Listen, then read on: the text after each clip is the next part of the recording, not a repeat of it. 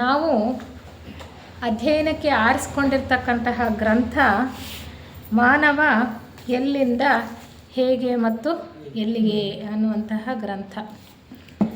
ಮಾನವನ ಇತಿಹಾಸ ಈ ಒಂದು ಭೂ ವಿಕಾಸ ಯೋಜನೆಯಲ್ಲಿ ಎಲ್ಲಿಂದ ಪ್ರಾರಂಭ ಆಯಿತು, ಯಾವ ವರ್ಗದಿಂದ ಪ್ರಾರಂಭ ಆಯಿತು ಅನ್ನುವಂತಹ ವಿಚಾರವನ್ನು ಯೋಗ ದೃಷ್ಟಿ ಇದ್ದಂತಹ ಡಾಕ್ಟರ್ ಅನಿ ಬೆಸೆಂಟ್ರವರು ಮತ್ತು ಯೋಗಿ ಲೆಡ್ಬಿಟ್ರವರು ನಡೆಸಿದಂತಹ ಅನೇಕ ಪ್ರಯೋಗಗಳ ಮೂಲಕ ನಮಗೆ ತಿಳಿಸ್ತಾ ಇದ್ದಾರೆ ಈ ವಿಚಾರಗಳನ್ನು.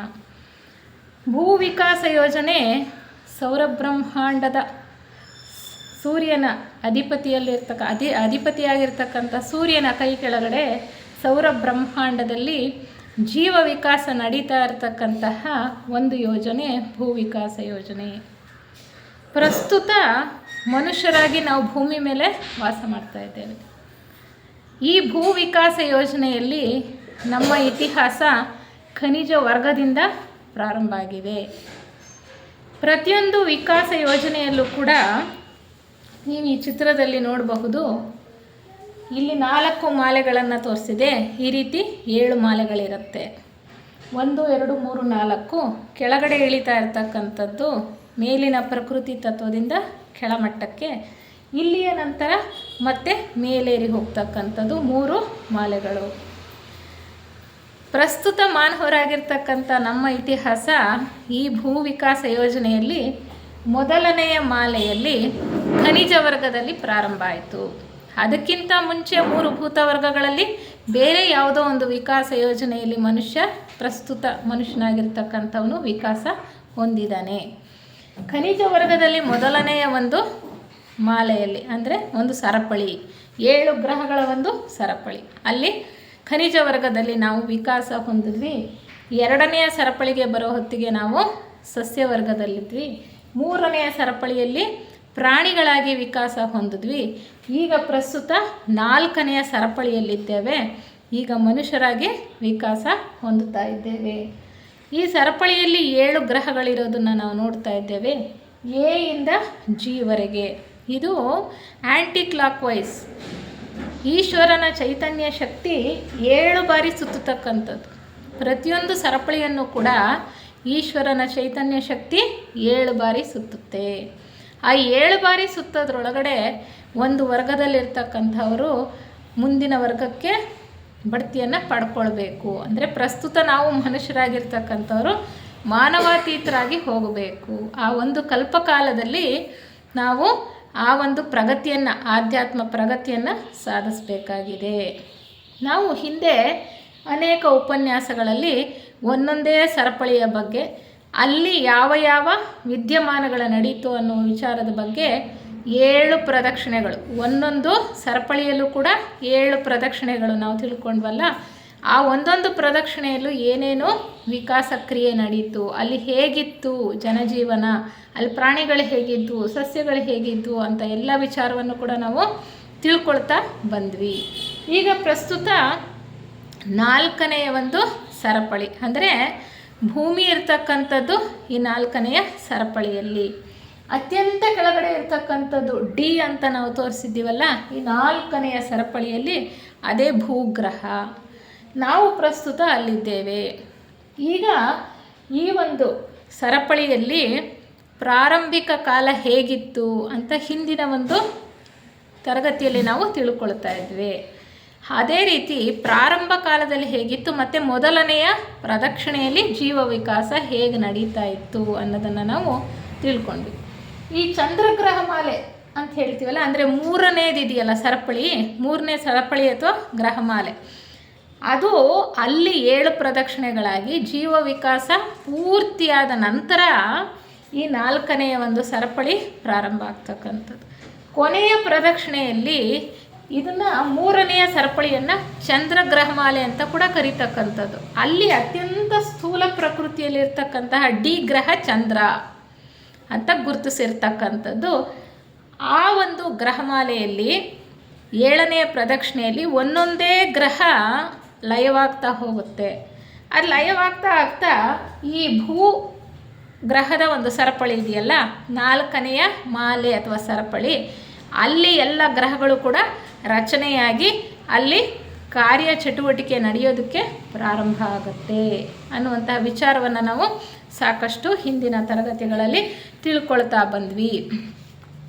ಸಂಕ್ಷಿಪ್ತವಾಗಿ ಹಿಂದಿನ ತರಗತಿಯಲ್ಲಿ ನಾವು ವಿಚಾರ ಮಾಡಿದಂತಹ ಮುಖ್ಯಾಂಶಗಳನ್ನು ನಾವು ಗಮನಿಸೋದೇ ಆದರೆ, ಈ 4ನೆಯ ಒಂದು ಸರಪಳಿ ಇದೆಯಲ್ಲ, ಅಂದರೆ ಭೂಗ್ರಹ ಮಾಲೆ, ನಾವು ಪ್ರಸ್ತುತ ಭೂಮಿಯ ಮೇಲೆ ಇರ್ತಕ್ಕಂತಹ ಒಂದು ಈ ಮಾಲೆ, ಅದು ಭೂಗ್ರಹ ಈ ಮಾಲೆಗೆ ಸೇರಿರ್ತಕ್ಕಂಥದ್ದು.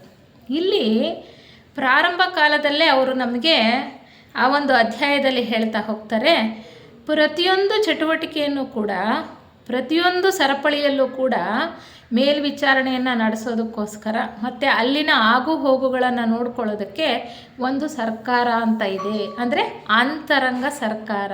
ಈಗ ನಾವು ಹೊರಗಡೆ ಪ್ರಪಂಚದಲ್ಲಿ ಎಷ್ಟು ಜನರಿದ್ದೇವೆ, ಎಷ್ಟು ರಾಷ್ಟ್ರಗಳಿದೆ ಅಲ್ವಾ, ಎಲ್ಲವೂ ಕೂಡ ಕೆಲಸ ಕಾರ್ಯಗಳು ವ್ಯವಸ್ಥಿತವಾಗಿ ಸುಸ್ಥಿತಿಯಲ್ಲಿರಬೇಕು ಅಂದರೆ ನಮಗೊಂದು ಸರ್ಕಾರ ಅನ್ನೋದು ಬೇಕು. ಅಲ್ಲಿ ನಾವೇ ಆರಿಸಿದಂತಹ ಪ್ರತಿನಿಧಿಗಳಿರ್ತಾರೆ, ಒಂದೊಂದು ವಿಭಾಗಕ್ಕೂ ಬೇರೆ ಬೇರೆ ಕಾರ್ಯವನ್ನು ನೋಡ್ಕೊಳ್ತಕ್ಕಂತಹ ಅಧಿಕಾರಿಗಳಿರ್ತಾರೆ.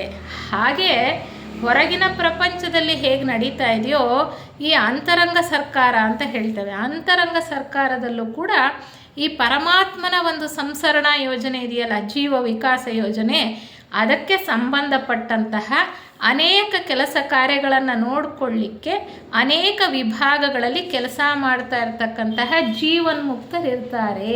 ಜೀವನ್ಮುಕ್ತರು ಅಂದರೆ ಯಾರು? ಜೀವನ್ಮುಕ್ತರು ಅಂದರೆ ಜನನ ಮರಣಗಳ ಚಕ್ರದಿಂದ ಬಿಡಿಸ್ಕೊಂಡು ಈ ಕೆಳಗಿನ ಸಂಸಾರದಿಂದ ಮುಕ್ತಿಯನ್ನು ಪಡ್ಕೊಂಡು ಆಧ್ಯಾತ್ಮ ಮಾರ್ಗದಲ್ಲಿ ಮುಂದುವರೆದು ಹೋಗಿರ್ತಕ್ಕಂತಹವರು. ಅವರು ಈ ಅಂತರಂಗ ಸರ್ಕಾರದಲ್ಲಿ ಬೇರೆ ಬೇರೆ ಕೆಲಸಗಳನ್ನು ವಹಿಸ್ಕೊಂಡು ಇಲ್ಲಿಯ ಕಾರ್ಯಚಟುವಟಿಕೆಯನ್ನು ನಿರ್ದೇಶಿಸ್ತಾ ಮತ್ತೆ ಮುಂದುವರಿಸ್ಕೊಂಡು ಹೋಗ್ತಾ ಇರ್ತಾರೆ. ಈ ಚಂದ್ರಗ್ರಹ ಮಾಲೆ ಅಂತ ಹೇಳಿದ್ವಲ್ಲ, ಅಲ್ಲಿ ಮನುಗಳು ಯಾವಾಗಲೂ ಆಡಳಿತವನ್ನು ನೋಡ್ಕೊಳ್ತಕ್ಕಂಥವ್ರು. ನಾವು ಮತ್ತೆ ಜ್ಞಾಪಕ ಮಾಡ್ಕೊಳ್ಳೋದಾದರೆ, ಮನುಗಳ ಕೆಲಸ ಏನಪ್ಪ ಅಂದರೆ ಅದು ಮೊದಲನೇ ಶಾಖೆಗೆ ಸೇರಿರ್ತಕ್ಕಂಥದ್ದು. ಮನುಗಳು ಆಡಳಿತವನ್ನು ನೋಡ್ಕೊಳ್ತಾರೆ. 2ನೇ ಶಾಖೆ ಏನು? ಬೋಧನಾ ಕೆಲಸಗಳನ್ನು ಮಾಡ್ತಕ್ಕಂಥದ್ದು, ಅಂದರೆ ಧರ್ಮ ಸಂಸ್ಥಾಪನೆ ಮಾಡ್ತಕ್ಕಂಥದ್ದು, ಅನೇಕ ಅವತಾರ ಪುರುಷರು ಬರ್ತಕ್ಕಂಥದ್ದು, ಕಾಲಕ್ಕೆ ಧಾರ್ಮಿಕ ಪ್ರವೃತ್ತಿಯನ್ನು ಮನುಷ್ಯರಲ್ಲಿ ಬೆಳೆಸ್ತಾ ಮುಂದುವರಿಸ್ಕೊಂಡು ಹೋಗ್ತಕ್ಕಂಥದ್ದು, ಆಧ್ಯಾತ್ಮ ಪಥದಲ್ಲಿ ಮುಂದುವರಿಯೋದಕ್ಕೆ ಬೇಕಾದಂತಹ ಮಾರ್ಗದರ್ಶನವನ್ನು ಕೊಡ್ತಕ್ಕಂಥವ್ರು 2ನೇ ಶಾಖೆಯವರು. ಇರಲಿ, 1ನೇ ಶಾಖೆಯವರ ಕೆಲಸ ಮುಖ್ಯವಾಗಿ ಆಡಳಿತವನ್ನು ನೋಡ್ಕೊಳ್ತಕ್ಕಂಥದ್ದು.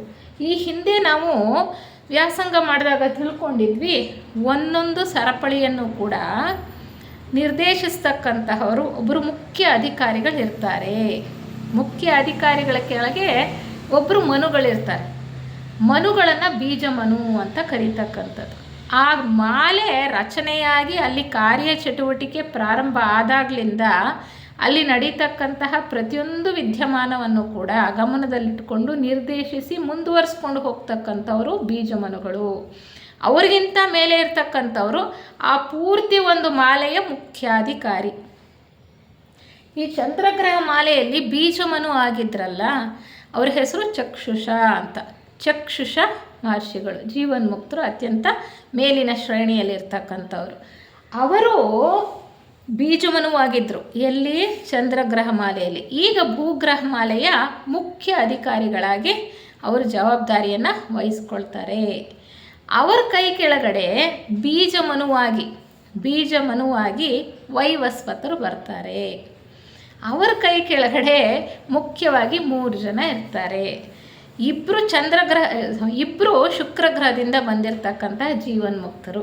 ಶುಕ್ರಗ್ರಹ ನಾವು ಕೇಳಿದ್ದೀವಲ್ವ, ಸೌರವ್ಯೂಹದಲ್ಲಿ ಶುಕ್ರ ಅನ್ನೋದು ಒಂದು ಗ್ರಹ, ಅದು ಒಂದು ಮಾಲೆಯೇ.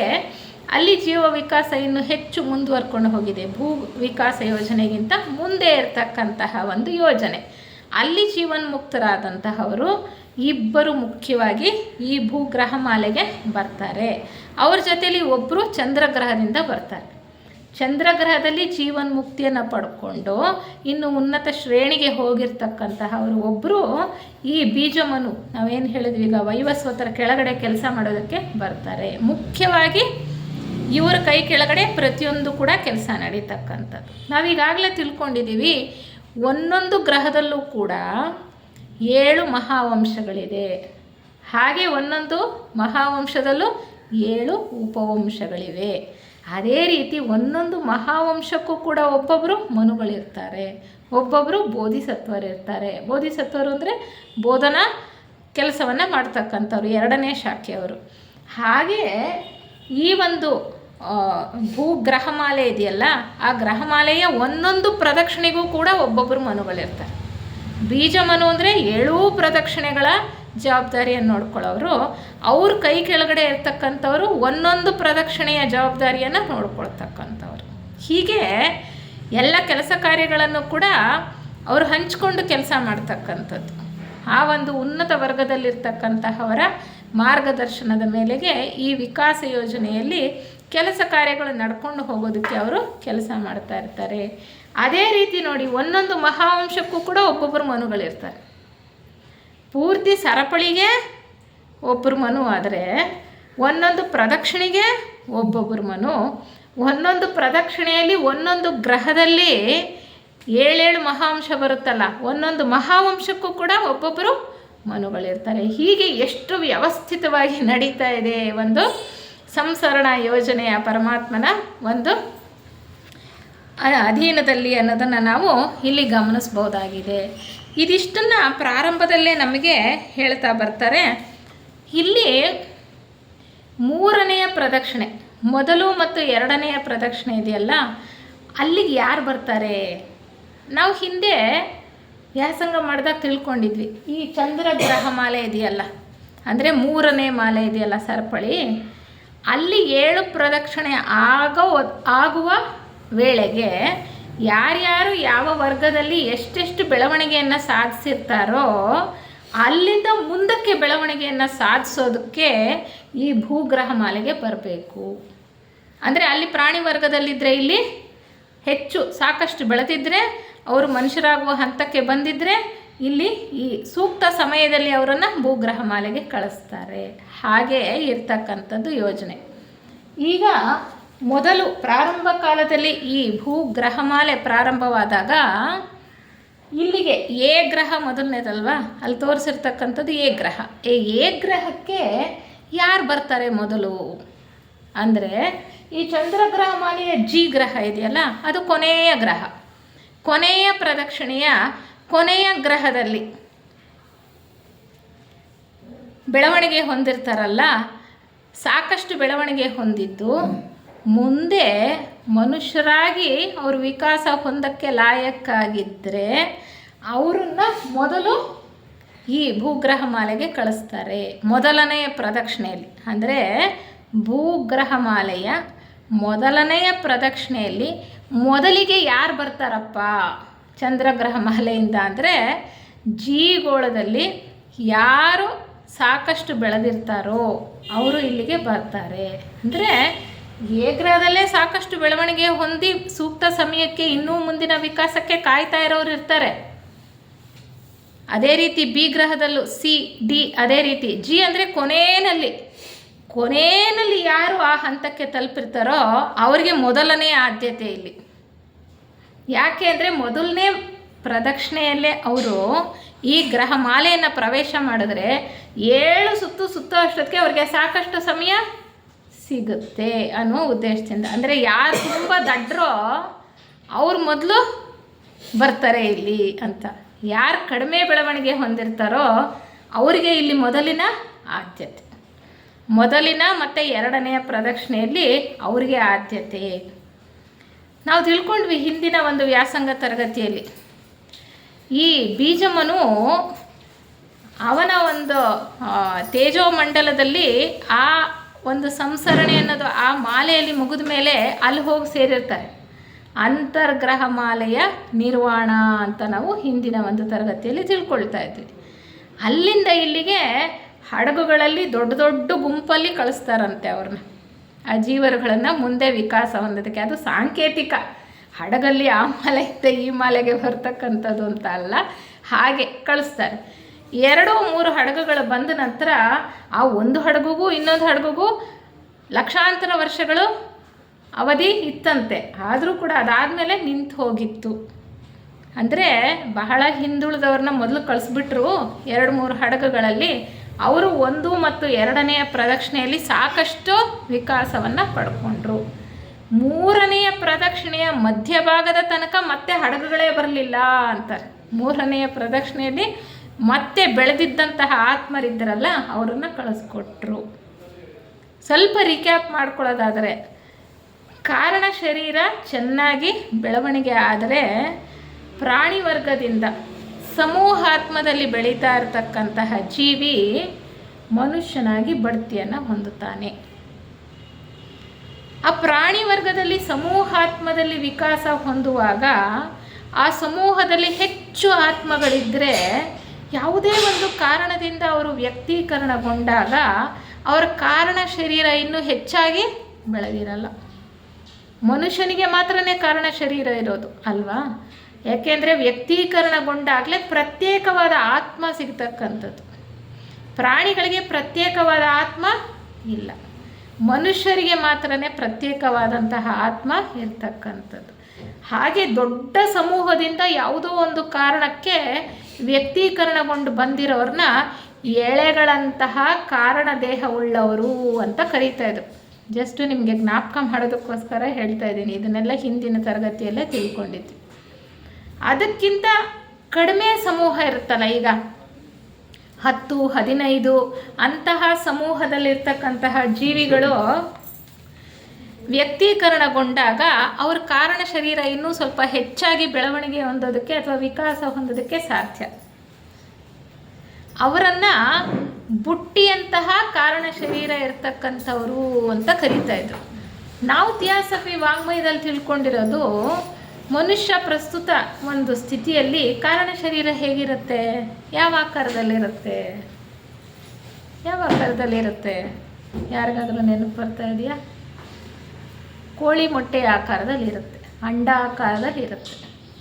ಅಂದರೆ ಚೆನ್ನಾಗಿ ಕಾರಣದೇಹ ಬೆಳೆದಿದ್ದಂಥವರಿಗೆ. ಹಾಗೆ ಮೊದಲು ಬಂದವರು ಭಾಳ ಕಡಿಮೆ ಬೆಳೆದವರು ಅಲ್ವಾ, ಎಳೆಗಳ ಥರ ಕಾರಣ ಶರೀರ ಇದ್ದವರು. ಅದಾದ ನಂತರ ಬಂದವರು ಬುಟ್ಟಿ ರೀತಿಯ ಇದ್ದಂಥ ಕಾರಣ ಶರೀರ ಇದ್ದಂಥವರು ಬರ್ತಾರೆ ಅನ್ನುವ ವಿಚಾರವನ್ನು ಅವರು ಹೇಳ್ತಾ ಹೋಗ್ತಾರೆ. ಮತ್ತು ಈ ಮೊದಲನೆಯ ಪ್ರದಕ್ಷಿಣೆಯಲ್ಲಿ ಹೇಗಿತ್ತು ಈ ಭೂಮಿ ಅಥವಾ ಬೇರೆ ಗ್ರಹಗಳು ಅಂತಂದರೆ, ಪ್ರಾರಂಭದ ಕಾಲದಲ್ಲಿ ನಾವು ನೋಡ್ತೀವಿ. ಇಲ್ಲಿ ನೋಡಿ ಹೇಗಿದೆ ಈ 7 ಗ್ರಹಗಳ ಜೋಡಣೆ ಹೇಗಿದೆ. 7 ಗ್ರಹಗಳ ಜೋಡಣೆ, ಈಗ 3ನೇ ಒಂದು ಸರಪಳಿಯನ್ನು ತಗೊಂಡ್ರೆ ಈ 2 ಗ್ರಹಗಳು ಎ ಮತ್ತು ಜಿ ಮೇಲಿನ ಮನೋಲೋಕದ ತತ್ವದಲ್ಲಿವೆ.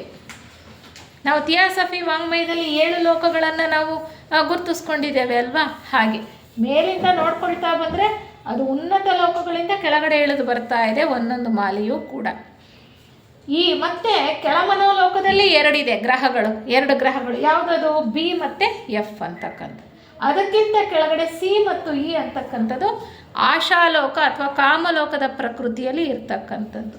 ಅತ್ಯಂತ ಸ್ಥೂಲವಾಗಿರ್ತಕ್ಕಂಥದ್ದು ಪ್ರಸ್ತುತ ನಾವಿರ್ತಕ್ಕಂತಹ ಭೂಮಿ ಮೇಲೆ.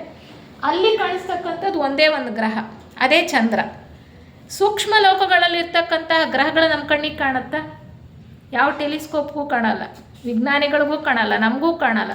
ಅದಕ್ಕೆ ಸೌರ ಬ್ರಹ್ಮಾಂಡದಲ್ಲಿ ಸೌರವ್ಯೂಹದಲ್ಲಿ 7 ಗ್ರಹಗಳು, ಎಷ್ಟು 9 ಗ್ರಹಗಳು 11 ಗ್ರಹಗಳು ಸುತ್ತುತ್ತಾ ಇದೆ ಅಂತಾರೆ. ಅವು ಬೇರೆ ಬೇರೆ ಮಾಲೆಗೆ ಸೇರಿರ್ತಕ್ಕಂಥದ್ದು. ಈ ಡಿ ಅಂತ ಹೇಳ್ತೀವಲ್ಲ, ಸ್ಥೂಲ ಲೋಕ ಪ್ರಕೃತಿಯಲ್ಲಿರ್ತಕ್ಕಂತಹ ಗ್ರಹಗಳು ಮಾತ್ರವೇ ವಿಜ್ಞಾನಿಗಳ ಕಣ್ಣಿಗೆ ಕಾಣಿಸೋದಕ್ಕೆ ಸಾಧ್ಯ. ಟೆಲಿಸ್ಕೋಪ್ ಹಾಕಿ ನೋಡಿದ್ರೆ ಕಾಣೋದಕ್ಕೆ ಅದು ಮಾತ್ರ ಸಾಧ್ಯ.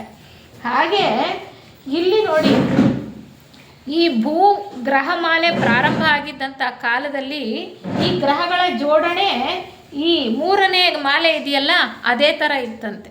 ಮೊದಲನೆಯ ಪ್ರದಕ್ಷಿಣೆಯ ಸಮಯದಲ್ಲಿ ಈ ಭೂಗ್ರಹ ಮಾಲೆಯ ಗ್ರಹಗಳಿದೆಯಲ್ಲ ಅವೆಲ್ಲವೂ ಕೂಡ ಚಂದ್ರಗ್ರಹ ಮಾಲೆಯ ರೀತಿಯೇ ಇತ್ತಂತೆ. ಅಂದರೆ 2 ಮೇಲಿನ ಮನೋಲೋಕದ ತತ್ವದಲ್ಲಿ, 2 ಕೆಳ ಮನೋಲೋಕದ ತತ್ವದಲ್ಲಿ, 2 ಆಶಾಲೋಕದಲ್ಲಿ, 1 ಸ್ಥೂಲ ಲೋಕದಲ್ಲಿ.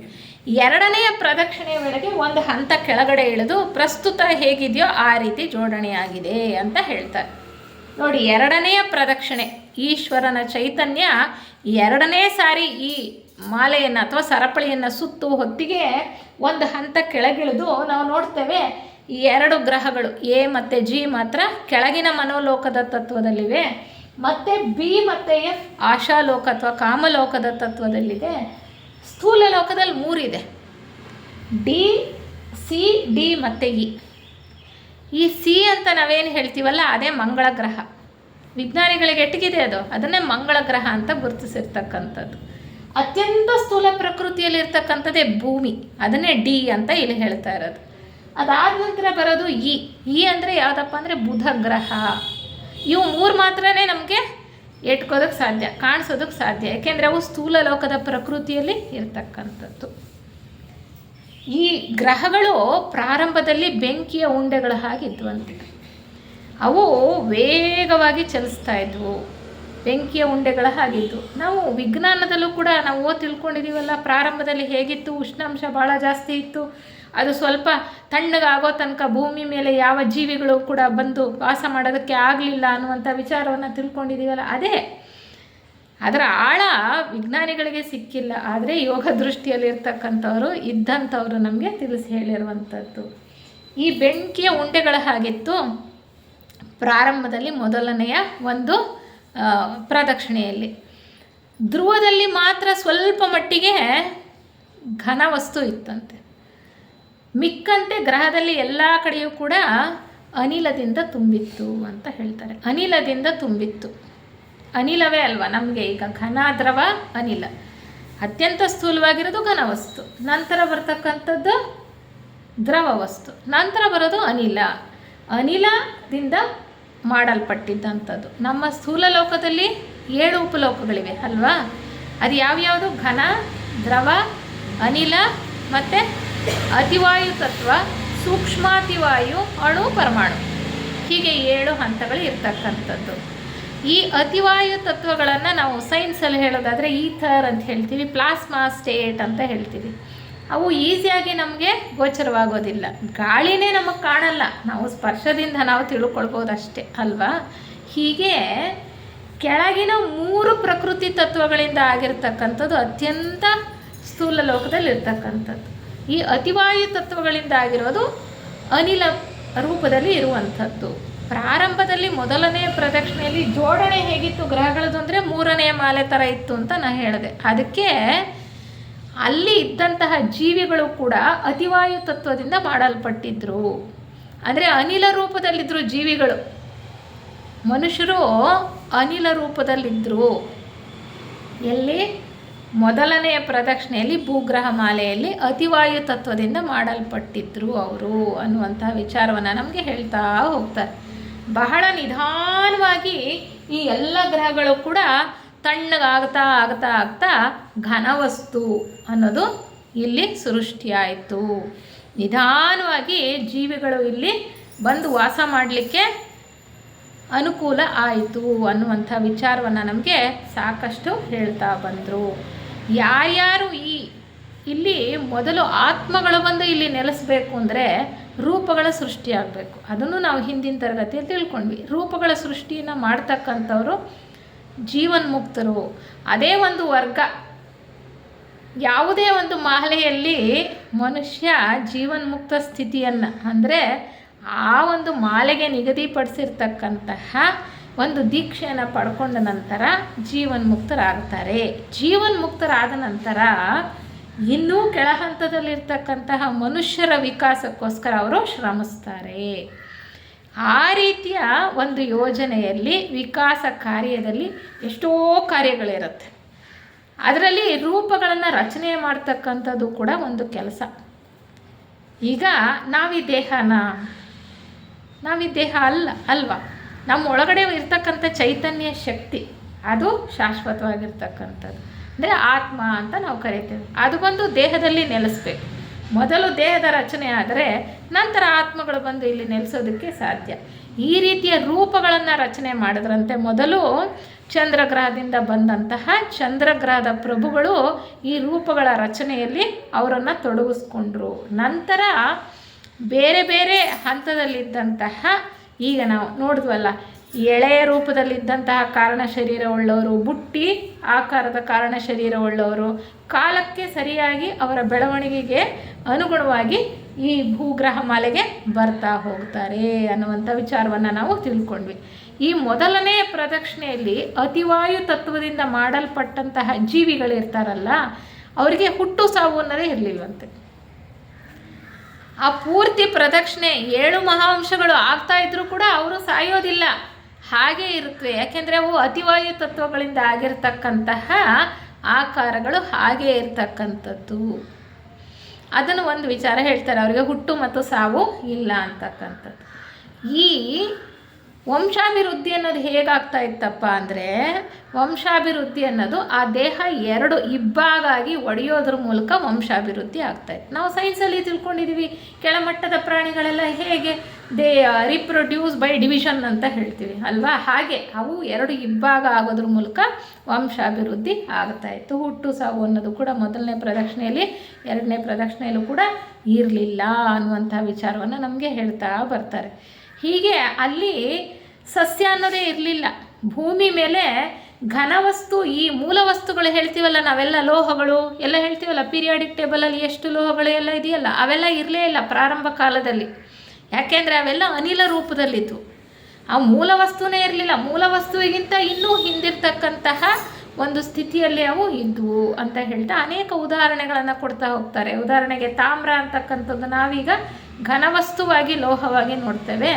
ಆ ಮೊದಲನೆಯ ಪ್ರದಕ್ಷಿಣೆ ಕಾಲದಲ್ಲಿ ಅದು ಅನಿಲ ರೂಪದಲ್ಲಿತ್ತು ಅಂತ ಹೇಳ್ತಾರೆ. ಹೀಗೆ ಅನೇಕ ವಿಚಾರಗಳನ್ನು ತಿಳ್ಕೊಳ್ತಾ ಬಂದ್ವಿ. ಮುಖ್ಯವಾಗಿ ನಾವು ತಿಳ್ಕೊಳ್ಳೋದು, ಮನುಷ್ಯ ಜೀವಿಗಳು ಅನಿಲ ರೂಪದಲ್ಲಿದ್ದರು, ಅವರ ವಂಶಾಭಿವೃದ್ಧಿ 2 ಇಬ್ಬಾಗವಾಗಿ ಒಡೆಯೋದ್ರ ಮೂಲಕ ಆಗ್ತಾ ಇತ್ತು ಅನ್ನುವಂತಹ ವಿಚಾರ. ಅವ್ರು ಹೇಗೆ ಜೀವನ ಮಾಡ್ತಾಯಿದ್ರು, ಅವು ಅತಿವಾಯು ತತ್ವಗಳಿಂದ ಆಗಿತ್ತಲ್ವ, ಆಗ ಭೂಮಿಯ ಶಾಖ ಬಹಳ ಜಾಸ್ತಿ ಇತ್ತು ಭೂಮಿಯ ಶಾಖ. ಆ ಶಾಖವನ್ನು ತಡ್ಕೊಳ್ತಕ್ಕಂಥ ಶಕ್ತಿ ಈ ವಾಯುವಿನಿಂದ ಆಗಿರ್ತಕ್ಕಂಥ ಜೀವಿಗಳಿಗೆ ಇತ್ತು. ಆದರೂ ಕೂಡ ಕೆಲವು ಸಾರಿ ಪ್ರಕೃತಿ ವಿಕೋಪಗಳಲ್ಲಿ ಕೆಲವು ದೇಹಗಳು, ಕೆಲವು ಶರೀರಗಳು ನಾಶ ಆಗ್ತಾಯಿದ್ವು ಅಂತ ವಿಚಾರವನ್ನು ಕೂಡ ನಮಗೆ ಹೇಳ್ತಾರೆ. ಅವರು ಎಲ್ಲಿ ವಾಸ ಮಾಡ್ತಾಯಿದ್ರು ಅಂದರೆ, ಅವರು ಕೂಡ ಗುಹೆಗಳ ಥರ ಇದ್ವಂತೆ. ಗುಹೆಗಳ ರೀತಿ ಇದ್ದಂತಹ ಒಂದು ಪ್ರದೇಶದಲ್ಲಿ ವಾಸ ಮಾಡ್ತಾಯಿದ್ರು, ಅಥವಾ ಭೂಮಿ ಕೆಳಗಡೆ ಕೊರೆದು ಬಿಟ್ಟು ಒಂದು ಏನು ಬಿಲದಲ್ಲಿ ವಾಸ ಮಾಡ್ತಾಯಿದ್ರು ಅನ್ನುವಂಥ ವಿಚಾರವನ್ನು ಕೂಡ ನಮಗೆ ಹೇಳ್ತಾ ಬರ್ತಾರೆ. ಇನ್ನು ಮುಂದುವರಿಸ್ಕೊಂಡು ಹೋಗೋಣ. 2ನೆಯ ಮಾಲೆಯಲ್ಲಿ ಯಾವ್ಯಾವ ಬೆಳವಣಿಗೆ ಆಗುತ್ತೆ, ಹೇಗೆ ಜೀವಿಗಳ ವಿಕಾಸ ಮುಂದುವರಿತಾ ಹೋಗುತ್ತೆ ಅನ್ನೋದನ್ನು ಹೇಳ್ತಾರೆ. ಈ 2ನೇ ಪ್ರದಕ್ಷಿಣೆ ವೇಳೆಗೆ ಈ ಡಿ ಗ್ರಹ ಅಂದರೆ ಭೂಮಿ ಅಲ್ವಾ, ಇಲ್ಲಿ ಶಾಖ ಸಾಕಷ್ಟು ಕಡಿಮೆ ಆಗಿತ್ತು. ಕೆಲವು ಕಡೆ ಘನವಾಗಿತ್ತು, ಅಂದರೆ ಸ್ಥೂಲ ಪ್ರಕೃತಿ ಇತ್ತು, ಭೂಮಿ ಅಂತಕ್ಕಂಥದ್ದು ಕಾಣಿಸ್ತಾ ಇತ್ತು. ತಾಮ್ರ ಅನಿಲ ರೂಪದಲ್ಲಿತ್ತು ಅಂತ ನಾವು ಮೊದಲನೇ ಪ್ರದಕ್ಷಿಣೆಯಲ್ಲಿ ನೋಡಿದ್ವಲ್ಲ, ಅದು ಈಗೇನಾಗಿತ್ತು ಅಂದರೆ ದ್ರವ ರೂಪಕ್ಕೆ ಬಂದಿತ್ತು ಅಂತ ಹೇಳ್ತಾರೆ. ಯಾವ ರೀತಿ ಬೆಳವಣಿಗೆ ಆಗ್ತಾ ಹೋಗುತ್ತೆ ಅಂತ ಹೇಳ್ತಾರೆ. ಆದರೂ ಕೂಡ ಈ ಧ್ರುವಗಳಿದೆಯಲ್ಲ, ಈ ಧ್ರುವ ಪ್ರದೇಶದಲ್ಲಿ ಉಷ್ಣಾಂಶ ಕಡಿಮೆ ಅಲ್ವಾ, ಅಲ್ಲಿ ಸ್ವಲ್ಪ ಘನವಾಗಿರ್ತಕ್ಕಂತಹ ಏನು ಭೂಮಿ ಇರೋದಕ್ಕೆ ಸಾಧ್ಯ. ಆ ರೀತಿ ಇದ್ದರೂ ಕೂಡ ಆ ನೆಲನ ಸ್ವಲ್ಪ ತೂತು ಮಾಡಿದ್ರೆ ಸಾಕು, ನಾವು ನೆಲ ಆಗಿದ್ರೆ ಏನು ಸಿಗುತ್ತೆ, ಮಣ್ಣು. ಆವಾಗ 2ನೇ ಪ್ರದಕ್ಷಿಣೆ ಕಾಲದಲ್ಲಿ ಆ ಭೂಮಿನ ಸ್ವಲ್ಪ ಅಗದ್ರೆ ಅಲ್ಲಿ ಬೆಂಕಿ ಹೇಳ್ತಾ ಇತ್ತಂತೆ. ಬೆಂಕಿಯ ಕೆನ್ನಾಲಿಗೆಗಳು ಚಿಮ್ತಾ ಇದ್ವಂತೆ. ಅಂದರೆ ಇನ್ನೂ ಅಷ್ಟೊಂದು ಉಷ್ಣಾಂಶ ಇತ್ತು. ಆ ಗ್ರಹಗಳ ಉಷ್ಣಾಂಶ ಸಾಕಷ್ಟು ಈಗಿರುವ ಸ್ಥಿತಿಯಲ್ಲಿ ಇಲ್ಲ. ನಾವು ಯಾವ ಪ್ರದಕ್ಷಿಣೆಯಲ್ಲಿದ್ದೀವಿ ಈಗ? ನಾವೀಗ 4ನೆಯ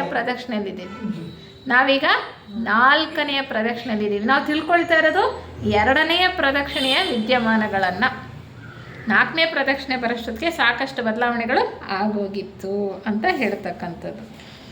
ಈ ಒಂದು 2ನೆಯ ಪ್ರದಕ್ಷಿಣೆ ವೇಳೆಗೆ ಈ ಜೀವಿಗಳ ದೇಹ ಇತ್ತಲ್ಲ, ಅದರಲ್ಲಿ ಮುಂಭಾಗದಲ್ಲಿ ಒಂದು ಬಾಯಿ ಥರ ಇತ್ತಂತೆ, ಬಾಯಿ ಆಕಾರದಲ್ಲಿ ಇತ್ತು ಅದು.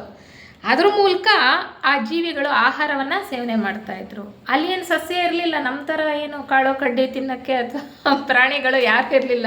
ಒಂದು ಜೀವಿ ಇನ್ನೊಂದು ಜೀವಿನ ಹಿಡ್ಕೊಂಡು ನುಂಗಾಗ್ತಾ ಇತ್ತಂತೆ.